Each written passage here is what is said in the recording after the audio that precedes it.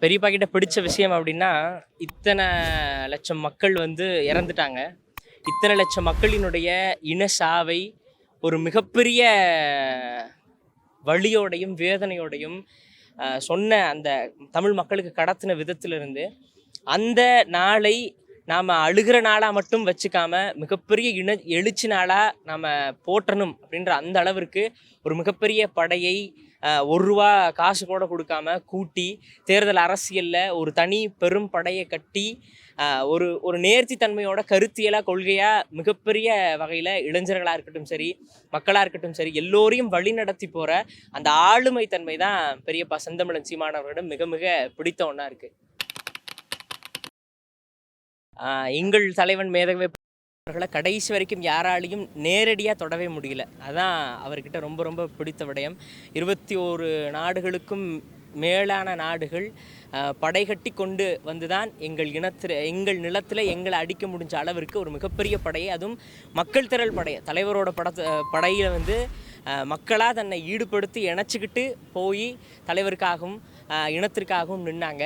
அப்படி ஒரு மிகப்பெரிய படையை கட்டியமைச்சு தமிழர்கள் எப்படியும் போராடக்கூடிய வல்லமை பெற்றவர்கள் அப்படின்றத உலகத்திற்கு நிரூபித்த முதல் தலைவன், தமிழர்களுக்கான அடிமை விலங்க உடைக்கணும்னு நினச்ச முதல் தலைவன் எங்கள் உயிர் மேதகவே அவர்கள் தான்.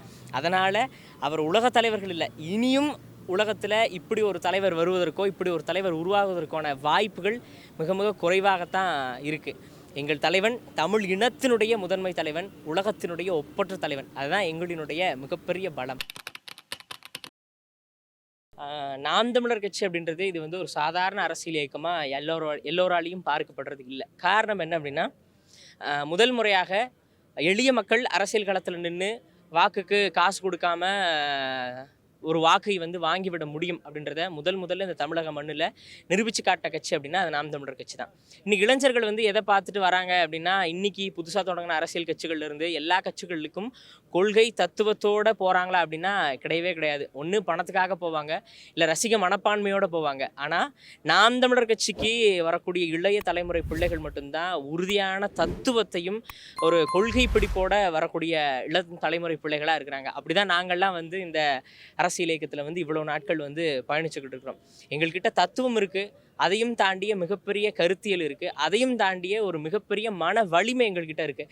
எத்தனை தேர்தல் தோத்தாலும் சரி, நாங்கள் ஒரு நாள் எங்களுடைய அதிகார எல்லையை அடைவோம், அதிகாரத்தை படைத்து தமிழ் மக்களுக்கான ஆட்சி அதிகாரத்தை இந்த நிலத்தில் நிறுவோம்ன்ற மிகப்பெரிய நம்பிக்கையோடு நாங்கள் களத்தில் நிற்கிறோம். அப்படின்னா அதை கொடுத்த செந்தமிழன் சீமான் என்னுடைய பெரியப்பா அவர்களினுடைய மிகப்பெரிய வெற்றி வந்து இளைஞர்களினுடைய இந்த வருகையை வந்து தத்துவார்த்த ரீதியாக இந்த தமிழ் மண்ணில் விதைச்சதான் மிகப்பெரிய வெற்றி. இளைஞர்களும் நாம் தமிழர் கட்சியை தத்துவமாக, கொள்கையாக ஒரு தமிழ் தேசிய பார்வையோடு பார்க்குறாங்கன்றதான் நாம் தமிழர் கட்சியினுடைய வெற்றி. 2026 வழக்கமான தேர்தல் தான். 117 ஆண் வேட்பாளர்கள், 117 பெண் வேட்பாளர்களோடு சரிசமமாக ஆண்களுக்கும் பெண்களுக்கும் சம வாய்ப்பை கொடுத்து, யார் கூடயும் கூட்டணி வைக்காமல், வாக்குக்கு பணம் கொடுக்காமல், அதே யுக்தியோடு தான் நாங்கள் இந்த தேர்தலையும் நிற்க போகிறோம். எங்களோட நோக்கம் வந்து தேர்தல் அரசியலில் வந்து வெல்வதோ அப்படின்லாம் கிடையாது. மக்களை அரசியல்படுத்தணும், மக்களை அணிதிரட்டி அரசியல்படுத்தி நாம் தமிழர் கட்சி தான் தமிழக மக்களுக்கு ஒரு சரியான கட்சி அப்படின்னு மக்கள் புரிஞ்சுக்கிற வரைக்கும் நாங்கள் தேர்தல் அரசியலில் உறுதியாக நிற்போம். தேர்தல் வெற்றி என்பது இன்னைக்கு இருக்கும், நாளைக்கு இருக்குமா அப்படின்றது சந்தேகம் தான். ஆனால் அந்த களத்தில் உறுதிப்பாடோடு நிற்கிறது தான் உண்மையான வெற்றி. அந்த வகையில் உறுதிப்பாடோடு நின்னதன் விளைவு தான் தேர்தலுக்கு தேர்தல் நாம் தமிழர் கட்சி வாக்கு சதவீதங்களை அதிகரிச்சுக்கிட்டே வருது.